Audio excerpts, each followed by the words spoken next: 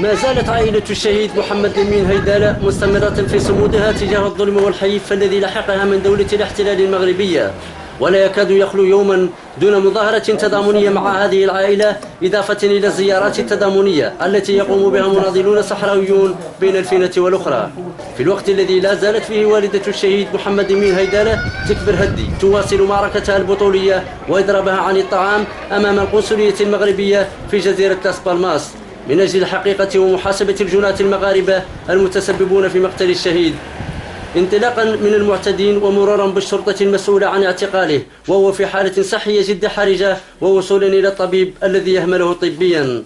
وفي إطار التضامن مع هذه العائلة وتثمينا لنضالاتها وصمودها، قام ممثلون عن تنسيقية ملحمة قديمزيك بزيارة تضامنية إلى عائلة الشهيد محمد أمين هيدالة، حيث أعلنوا تضامنهم المبدئي واللا مشروط مع العائلة، ومن خلالها مع كل من يثمن الدم الصحراوي ويكرم الشهداء، إذ أن دمهم لا يقدر بثمن وغير معروض للبيع.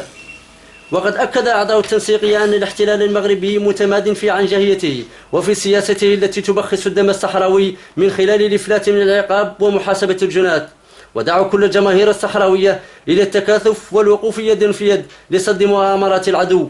وأكدوا أن الحل الوحيد من أجل صون كرامة الصحراويين هو استقلالهم واستقلال وطنهم الكامل، الجمهورية العربية الصحراوية الديمقراطية بقيادة الجبهة الشعبية لتحرير الساقية الحمراء ووادي الذهب، حامية وصائنة مشروعنا الوطني. محمود الحيسن، العيون المحتلة.